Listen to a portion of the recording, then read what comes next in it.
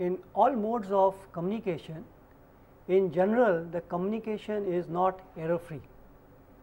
We may be able to reduce the accuracy in transmission in digital systems by reducing the probability of error, that is PE. Let me say that probability of error is denoted by PE. But it appears that in general it is not possible to have a communication which is completely error free if noise exists. Let us take example of some digital communication systems.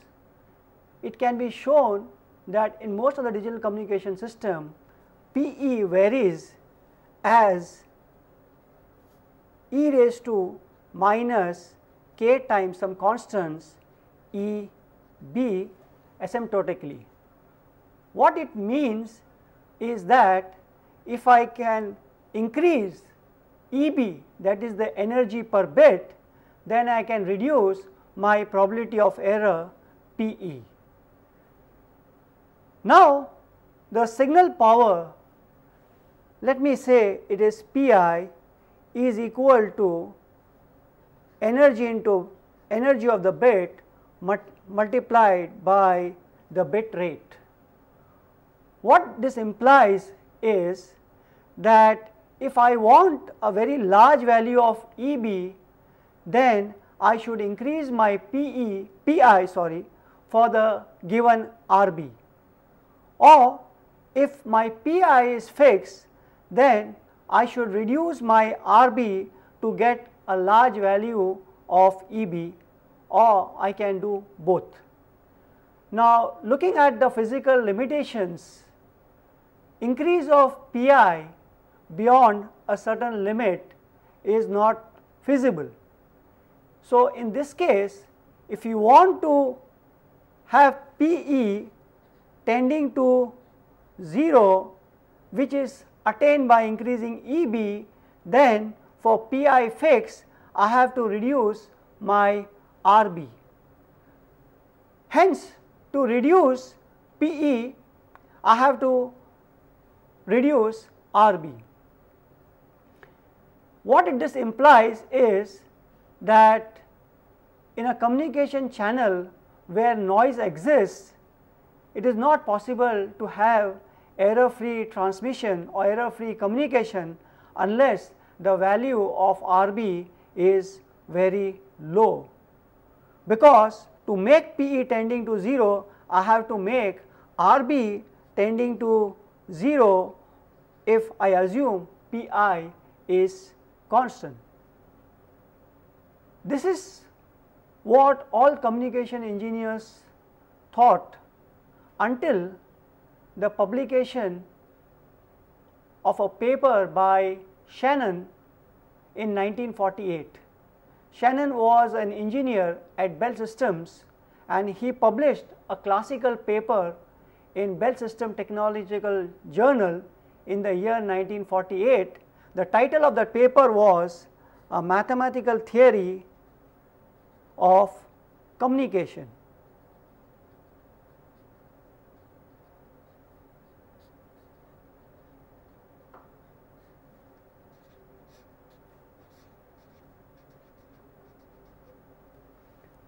What Shannon showed in this paper is that as long as the rate of transmission is less than a particular limit which he called as channel capacity, then it is possible to have error free transmission.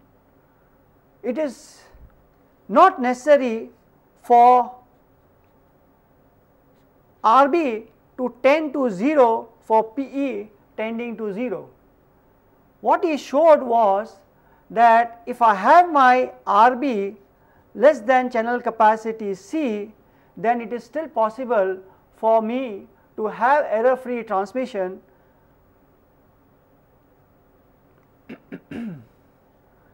The gist of Shannon's paper was that the disturbances which occur on a communication channel do not limit the accuracy of transmission. What it limits is the rate of transmission of information. Now, all this time I have been saying rate of transmission of information. What it appears that I should be able to quantify my information, and this is exactly what information theory does. Information theory is a mathematical science which is characterized by a quantitative approach to the notion of information. The word information is still quite deceptive. It is very difficult to universally quantify the word information. Let me try to explain this with an example. Let us take these 4 statements which I have here. These 4 statements which I have here, the first statement says Abraham was dropped to the airport by taxi. The taxi brought Abraham to the airport. There is a traffic jam on highway NH5 between Mumbai and Pune in India, and the last statement says there is a traffic jam on highway NH5 in India. If you look at these statements, then I can say that there are 3 kinds of informations. First is what is known as synthetic information.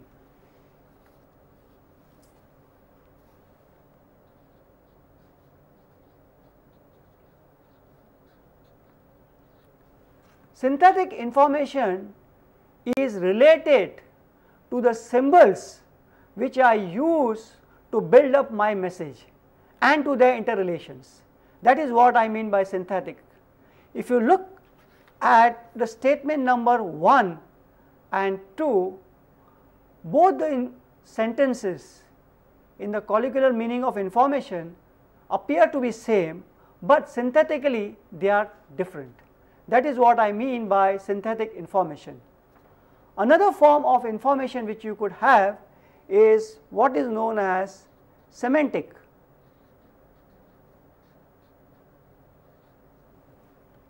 Semantic information is related to the meaning of the message. It has a referential context. What I mean by semantic is, let me take up again the previous example. If you look at statement number 1 and 2, both are same semantically because both convey the same kind of information in the colloquial meaning of information. But if you look at statement number 3 and 4, both these statement number 3 and 4, they are not only different synthetically, but they are also different semantically. Statement number 3 gives me little more information than the statement number 4 by telling me that National Highway 5 is the highway existing between Pune and Mumbai. The third form of information which I have is what is known as pragmatic information. Pragmatic information is related to the effect and the usage of the message. Again I take the statement number, all this statement number, let us take a statement number specifically number 3 and 4.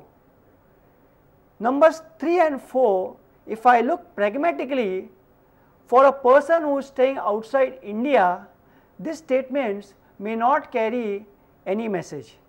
This statement has some kind of effect or usage only for a resident in India.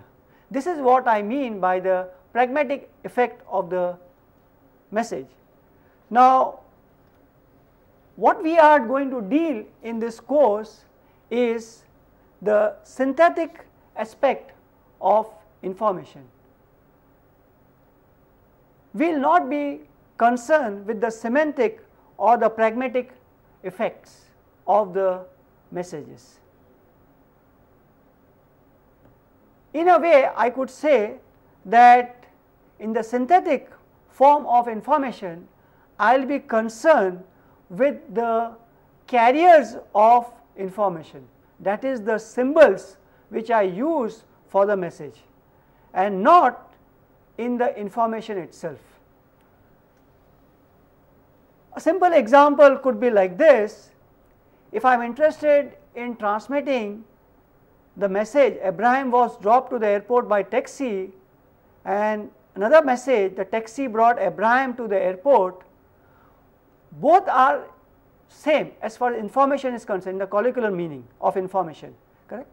But from the communication point of view, the symbols which I am using for transmitting message 1 and message 2 could be different, and what we will be concerned is basically with the symbols.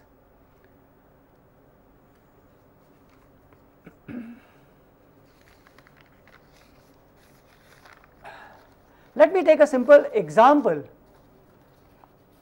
Suppose I have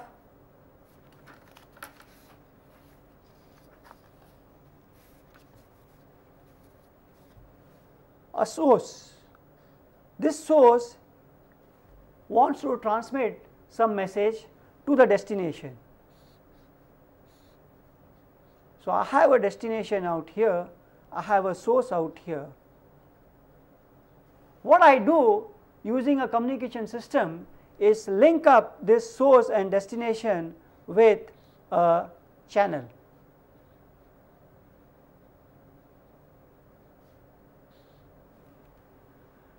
Now, the output of the source may not be really tuned to the way I should send it on a channel. So, what I will have to do is convert this source output to a form which is suitable for the transmission on the channel. So, usually you will have two more blocks between source and channel. So, one block out here, the first block which is following the source would be what is known as source encoder.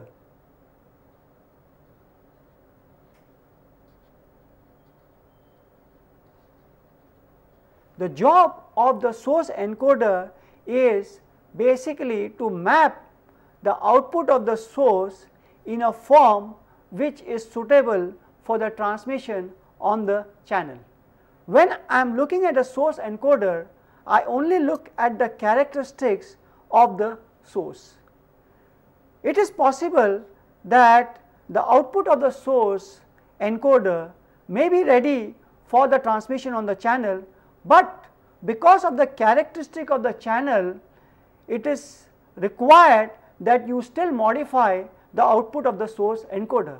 And in a practical system, what is going to happen is that you are going to have another block following the source encoder, and that would be basically the channel encoder.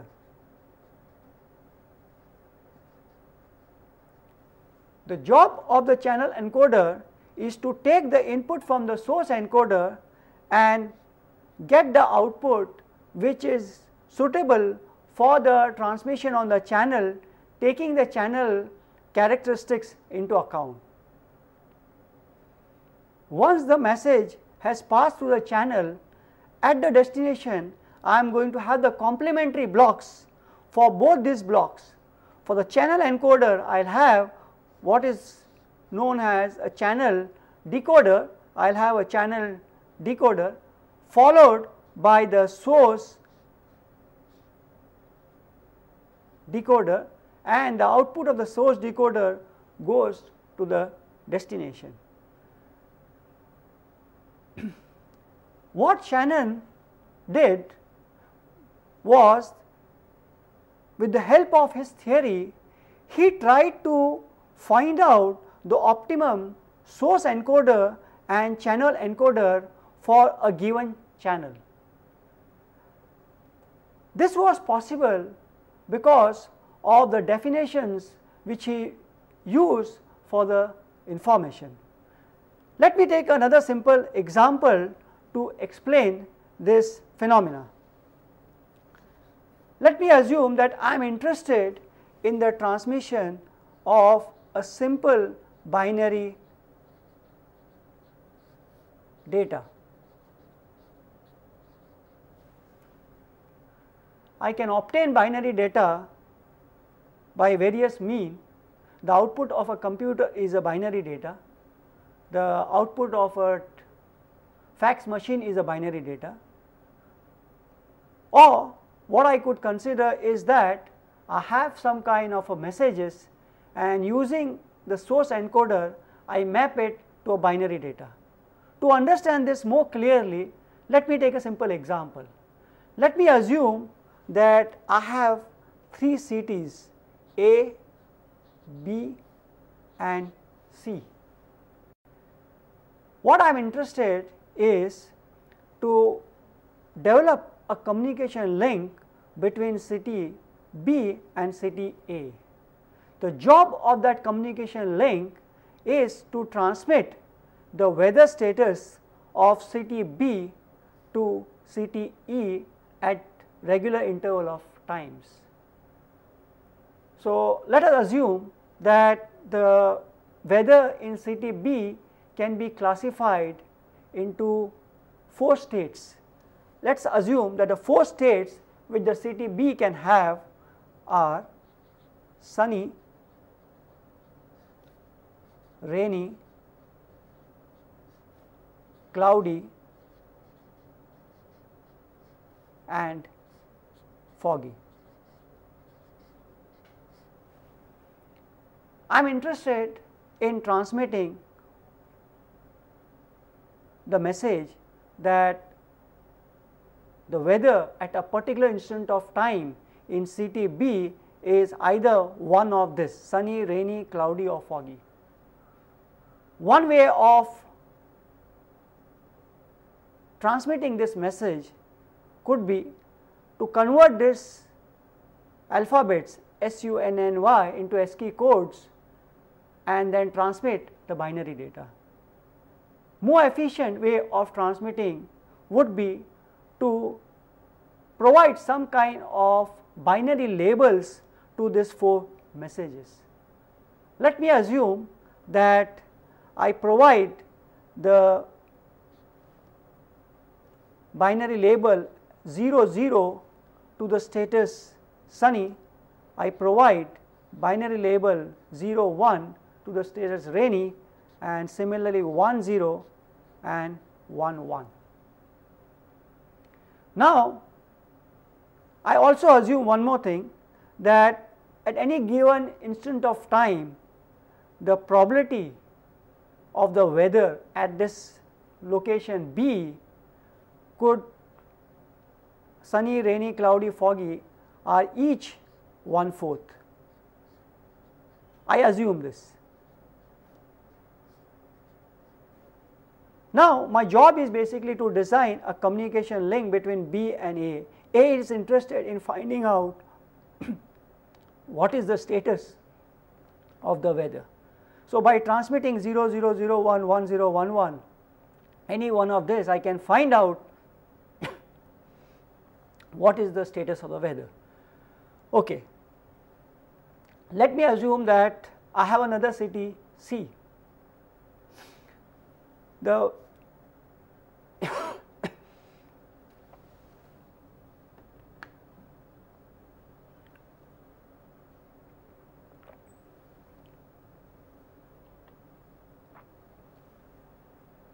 okay. Let me have another city B, C, and I am also interested in finding out the weather status of this city C at location A. There is a small difference as far as city C is concerned. There are 4 states of the weather at city C, but these are sunny, rainy, cloudy and smoggy. A small difference, instead of foggy it could be smoggy. And I also assume one more thing, that the probability of this status of the weather at this location C are 1/8, or let us assume 1/8, okay, 1/8, 1/4 and half. Now, if I was asked to design a communication link between C and A, again to know the status of the location of the weather status at C at A, I could use the same labeling which I did previously 0001 1011. I could have done that, but instead of that, what I do is basically for city C I do something different. For sunny, rainy, cloudy and smoggy, I assign the bits as 10, 110, 1110 and 0. The probabilities are here 1/8, 1/8, 1/4 and half. So, instead of trying to assign 0, 0, 0, 1, 1, 0 and 1, 1, what I assign is this. Now, what is the reason for assigning like this? Why can't I assign the bits like this, and why am I assigning like this? Let me try to answer this question in a different manner. What is the difference between a communication link between city B and A and that between city C and A? As a communication engineer, what I am supposed to design is a communication link which has minimum cost of operation. Now, one criterion for the cost of operation could be decided by the number of bits which I transmit per message per second on average. That could be one of my criterion. If I take that as my criterion, then you can see that if I use this kind of labeling between my messages and binary bits, then the average number of bits which I require to transmit, binary bits which I require to transmit per message would be given by L average. Probability of, I am using 4 bits, so 4 multiplied by probability of sunny, that is 1/8, plus rainy is 3 multiplied by 1/8, cloudy is 2 multiplied by 1/4 and smoggy is 1 multiplied by half.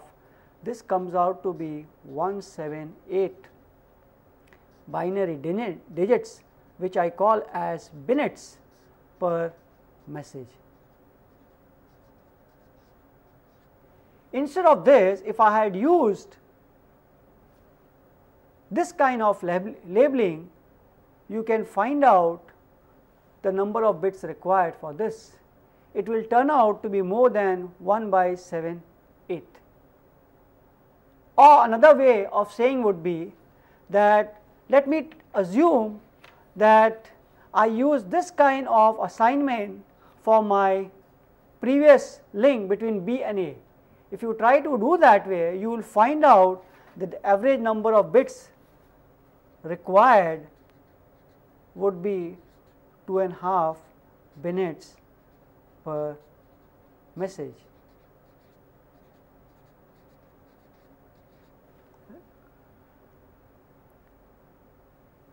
Let us take the communication link between C and A. I have got a value of 178. If I had used this kind of a mapping, I would have got the value which is higher than this. Now, or if I use generally this 0, 0, 0, 1, 1, 0, 1, 1, then I would have got, this is easy to calculate, it will turn out to be 2 bits per message. So, I have a saving of 1/8 bits per message, that comes to roughly about 6%. Now, there is a question that arises, by this kind of a mapping, what I have done is that I have been able to save 1/8 minutes per message for the transmission between C and A. The question that arises is it possible for me to get a mapping which is better than this? That is a question which I have. So, fortunately in this case it is possible. Okay. If it is possible, then how low can I go? Is it possible for me to answer that question? That is the second question I have. The third question is that if it is possible for me to go, then how do I synthesize this kind of a mapping?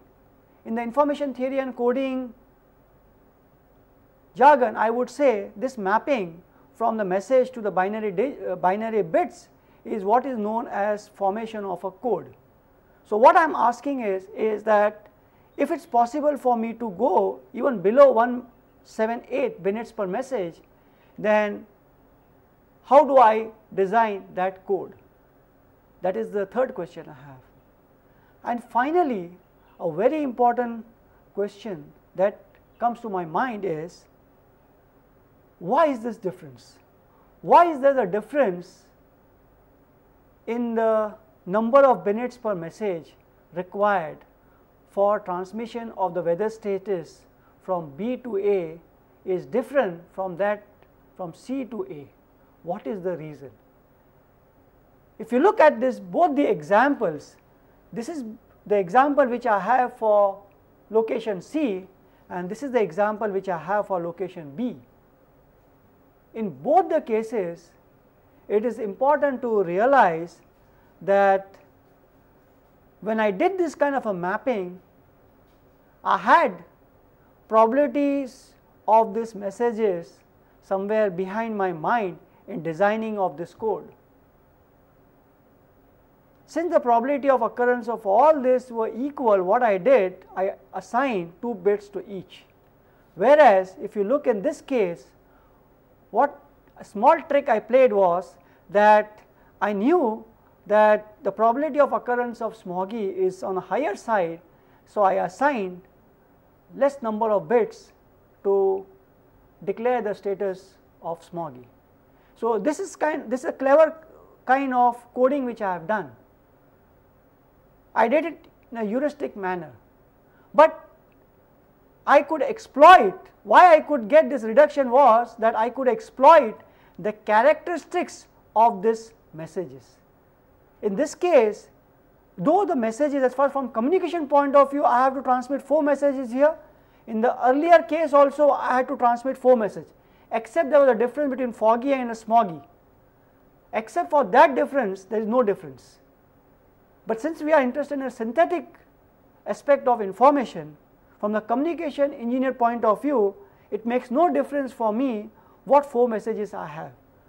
But still I am getting a reduction in the later case is because of the statistics of the messages which I have here and the statistics of the messages which I have in the earlier case. This is the basic difference which I have exploited. What this example shows is that since on the average I require less minutes per message for transmitting the information about the weather from city A to A and from B to A, it means that during my transmission from C to A, I have less amount of information. So let us, is it possible for us to quantify information in a manner which reflects this observation? Since there is a less amount of information for transmission from C to A, it appears that I require less number of minutes per message. How do I quantify this? Let us have a look at it From the previous example which we discussed, it is clear that the definition of information is concerned with the probability of occurrence of the various messages. With this intuition, let us go ahead and define a measure for information. The founder of information theory was Shannon. Shannon, in his paper A Mathematical Theory of Communication, which he published in 1948, he set the foundation for the present day modern information theory. What he did was he defined a measure of information and showed that this measure of information had properties which very well correlated with the physical models of communication, and using this definition he could answer many of the questions which we had posed earlier. Before Shannon, in 1924 we had Nyquist, who also talked about information, not directly but indirectly. In his paper, he discussed how to transmit messages. For that matter, he used the word characters over a telegraph channel with maximum speed but without distortion. He did not talk about information as such. Then in 1928, Hartley was the first person who defined information measure. Let us look into the simplest definition of information measure, which was first provided by Hartley. He assumed that message can be constructed with the help of symbols. Each symbols can have S possibilities. So, I have a message is constructed out of symbols.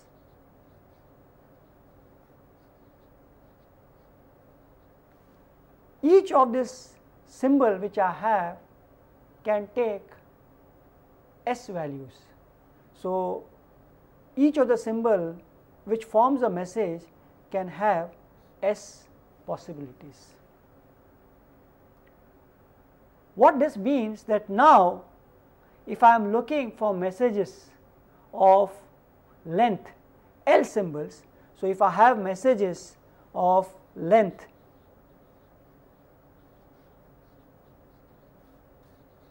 L, then I can form S raised to L distinct messages. If I assume this, then he defined the measure for information as, for a particular message of length L consisting of L symbols, each of the symbols have S possibility, then the information associated with this message he defined as H is the information associated with the message of length L, and let us use a suffix as H which denotes the Hartley's definition. It defined as log of this value. This definition has an interesting implication. If I take a message of length 1, then by this definition it means I have the information contained in that message of length L 1 equal to log of S. Now, if you look at this relationship and this relationship, I can easily write H of SL equal to L of log of S is equal to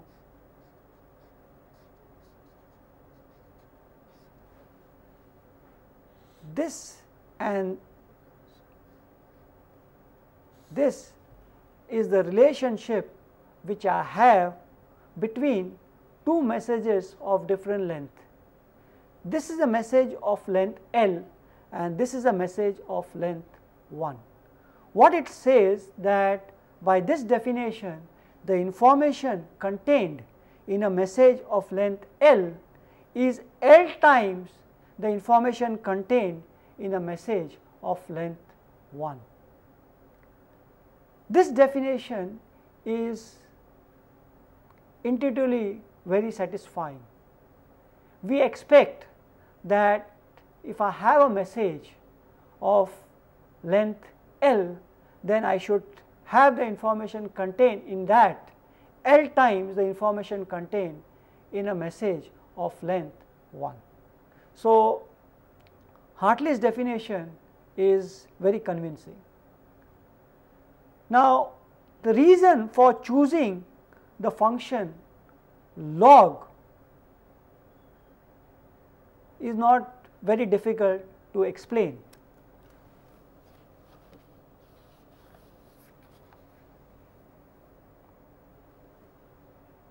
What I want intuitively, that information contained in a message which is of length L should be L times the information contained in message of length 1, then what I should do is that I should choose my function in such a way that f of SL should be equal to L times f of S. Now, it is not very difficult to show that the only function which satisfies this requirement is a log function. So, we define f of S as log of S, where the logarithm is to the base e. This is your natural logarithm. So, the unit of information which I get using the Hartley's measure is known as net. Probably net means natural logarithm.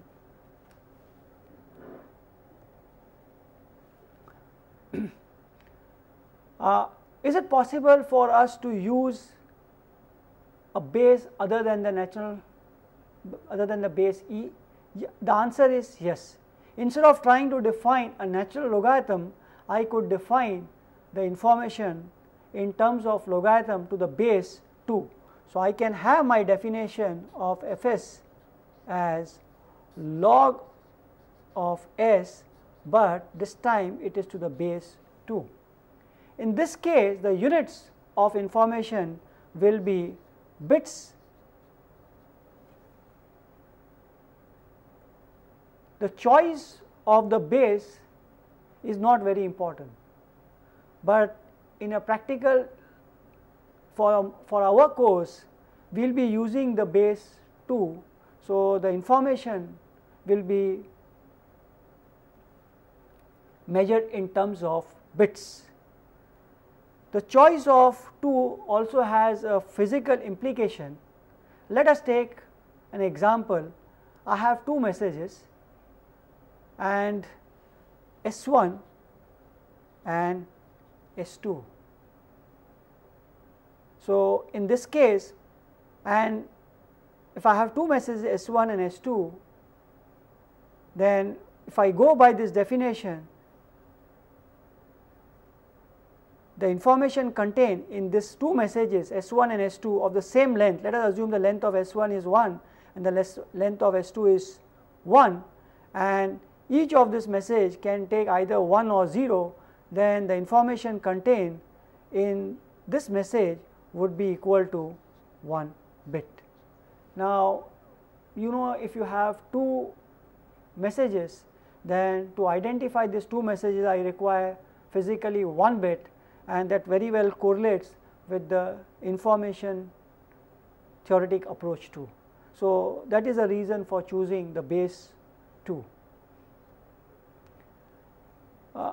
there is a small problem with the definition of Hartley's approach to the measure of information.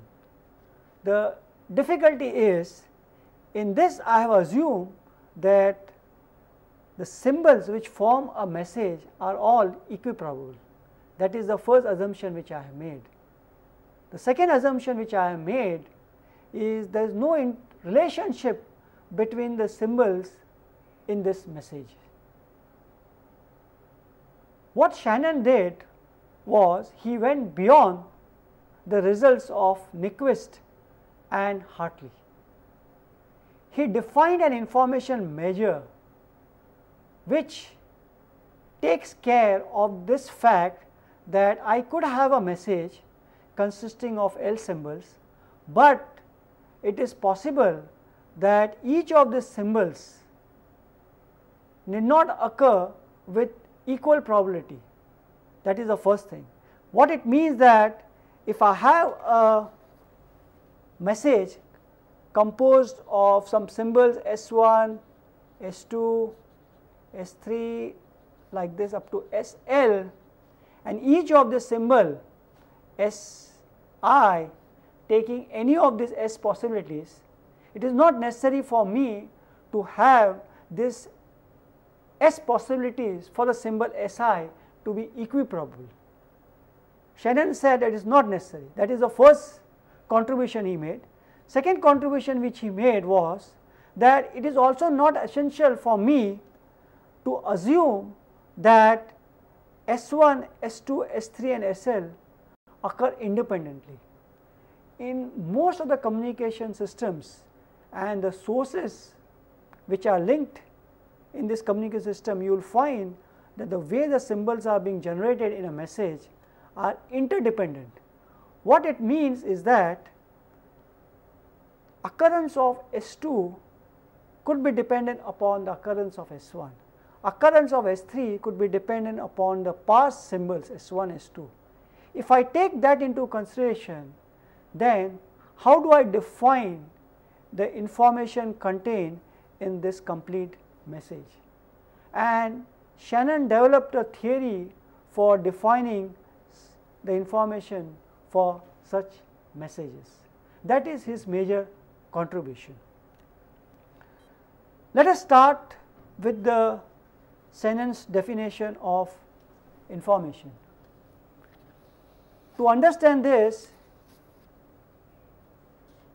let me assume that I have a source S. This source S emits different messages. Let us assume the messages which this source emits can take the value from S1, S2,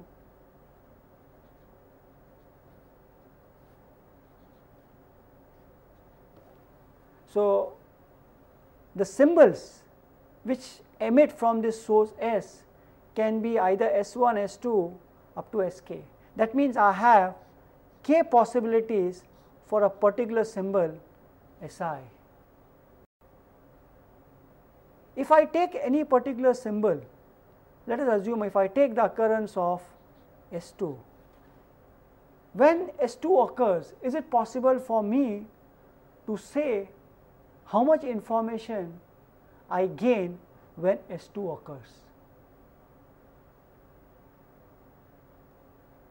In the definition of my measure for information, we should be taking a fact into consideration that if the probability of occurrence of S2 is very low, and when S2 occurs, then the information which I gain on the occurrence of S2 should be high compared to say S3 which occurs with high probability. This is the intuitive reasoning which goes behind in the definition of information measure. So, what it means that I should define a function which is inversely proportional to the probability of occurrence of SI. Now, I could have chosen any function which is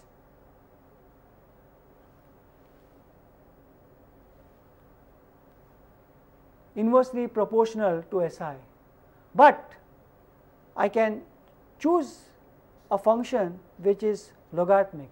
So, what I say that when SI occurs, the information which I get from SI is I will define as log of 1 by Pi, where Pi is nothing but the probability of occurrence for SI. Now, when I define like this SI, this is what is known as self information for the symbol SI.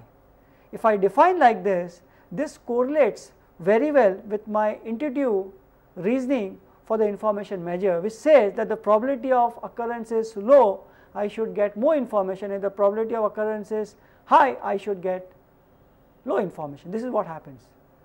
Next is basically is that if you look at, if the probability of occurrence can be always, Pi will be always lying between the value 0 and 1. So, what it means that if I have the value here 1, my probability of occurrence, this will become 0. Okay. So, if I know that symbol is always going to occur, then the information contained in that symbol is obviously 0, because I know that symbol is going to occur. So, I do not gain anything out of that. Okay. Now, this is what I have done for the definition of self information for a single symbol SI. But now, if I am interested, since this output of this source is random in nature, I do not know what symbols will emit at a particular instant of time. If I do not know what symbols are going to emit at a particular instant of time, then if I am still interested in finding out what is the average information contained in the source S, then I can use the probability theory to do that. It is very simple to find out the average information contained in a source which emits S symbols from S1 to Sk. What I will do is I will define that average information in terms of Hs, that is nothing but equal to summation of log 1 by Pi multiplied by Pi, sum this over I equal to 1 to k. What it means is that this is the average information which I get depending on the base which I have. If I take the base to be natural log, then I get in nets. If I choose the base to be 2, then I get what is bits.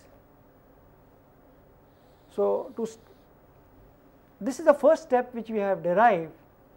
This is the first important result which we have derived in information theory. What it says is that the information which I get from a source emitting symbols from S1 to Sk is given by this expression.